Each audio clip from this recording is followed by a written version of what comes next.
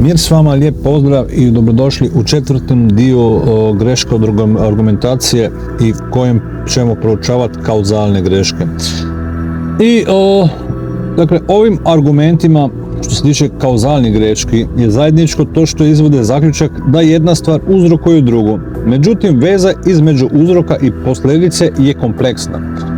Lako je napraviti grešku.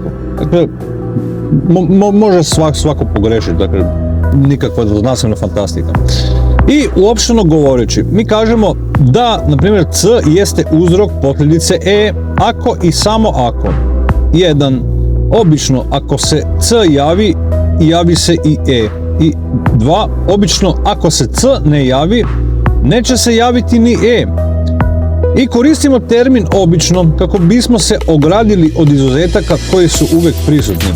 Na primjer, kažemo da prevlačenje šibice preko ivice njene kutije uzrokuje paljenje šibice jer 1. Obično, kada se šibica prevuče, ona se upali. Osim ako je šibica umočena u vodu. I 2. Obično, dok se šibica ne prevuče, ne upali se. Osim ako je upalimo aparatom za zavorivanje, naravno.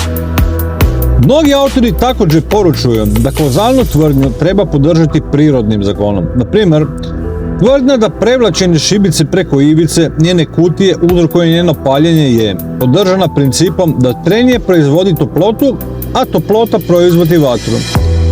U ovu grupu grešaka spadaju 1. Post hoc, smatra se da jedna stvar uzrokuje drugo zbog toga što joj prethodi. B. Zajednički efekti, navodni uzrok i posljedica su oba posljedice nekog zajedničkog uzroka. C. Beznačajnost, navodni uzrok je beznačajan u poređenju sa drugima. D. Pogrešna smer između uzroka i posljedice je obrnut. I D. Dakle, kompleksan uzrok, navedeni uzrok je samo deo čitavog uzroka. I dakle, ovdje imamo primjer, dakle, koji ide nešto kao ovako, dakle, poslije toga, dakle, zbog toga. Dakle, Petao se oglasio, sunce je izašlo, dakle, Petao je prizvao sunce, dakle, Petao je bio onaj koji je prizvao sunce. Doslovni prevod izraza post hoc ergo propter hoc sa latinskog bi bilo poslije toga, dakle, zbog toga, ovo najbolje opisuje grešku. Autor pravi grešku kada pretpostavlja da je zbog toga što jedna stvar prati drugu, njemu uzrokovana. I primjer ovoga, na primjer, imigracija iz Alberte u Ontario se povećala. Nedugo zatim povećalo se blagostanje. Dakle, povećana imigracija je uzrokovala povećanje blagostanja. I kao primjer toga je isti primjer similituda ovoga je, dakle, da Petao se oglasio, sunce je izašlo, dakle, Petao je prizvao sunce. Kao i kod drugih grešaka, primjeri izgledaju banalno, ali nam se ova greška svakodnevno događa. Tako je, na primjer, u nekim novinskim člancima objavljeno da je par dobio bebu pošto se lečio akupunkturom. Da bi se greška otklonila, potrebno je pokazati da je korelacija slučajna, tako što ćemo pokazati da bi se posljedica javila i u slučaju da se uzrok nije javio ili je posljedica bila prouzrokovana nečim drugim. Zajednički efekti.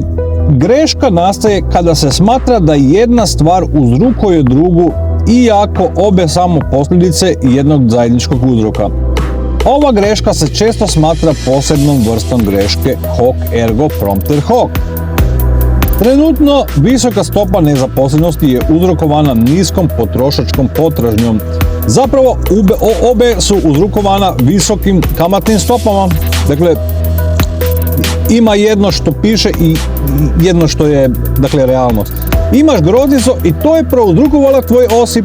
Zapravo, simptomi od groznice su uzrokovani, dakle, malim boginjama. Liječnici bi mogli kazati više o tome, ali nisam ja ekspert pa ne žudim za tom da vam ovo objasnim, naravno. Da bi se greška otklonila, potrebno je identifikovati dve posljedice i pokazati da su uzrokovane jednim istim uzrokom. Neophodno je opisati taj uzrok i dokazati da uzrokuju svaki simptom. Dakle, primjer je beznačajan uzrok. Pušenje je uzrok zagađenja vazduha u Pančevu. To je nekoliko ovakav primjer beznačajnog uzroka. I da idem dalje, dakle, objekat ili događaj koji je identifikovan kao uzrok jeste pravi uzrok, ali je beznačajan u poređenju sa drugim uzrocima tog događaja.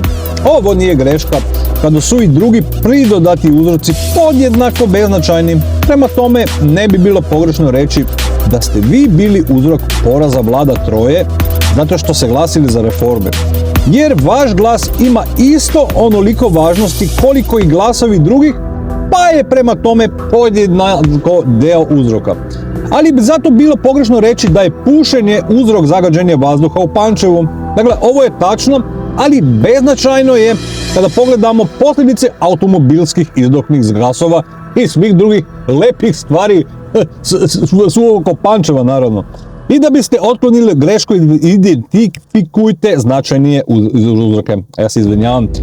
Dakle, i identifikovanje, dakle, ova riječ malo se pletem sa jezikom, oprostite. Evo, kompleksni uzroci, da idem dalje, posljedica je uzrokovana nekolicinom objekata ili događaja, od kojih je identifikovani uzrok samo jedan deo. Varijacija ovoga jeste povratna petlja gdje je samo posljedica deo uzroka. Na primjer, uzrok nesreće je nedostatak žbunja pored puta. Dakle, to je tačno, ali ona se ne bi dogodila da vozač nije bio pijan i da pešaci nisu prelazili van pešačkog prilaza. Ljudi su preplašeni zbog povećanog kriminala. Dakle, to je tačno, ali je ovo navelo ljude da zbog tog straha prekrše zakon, što je još više povećalo kriminal. I da biste otklonili grešku, pokažite da su svi uzroci, a ne samo oni koji su pomenuti, potrebni da bi proizveli posljedicu. I onda imamo, dakle, ovaj primjer pogrešne smeri.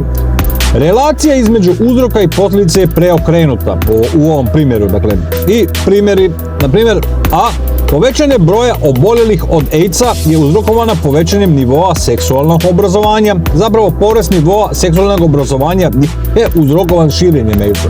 I B, rak uzrokuje pušenje.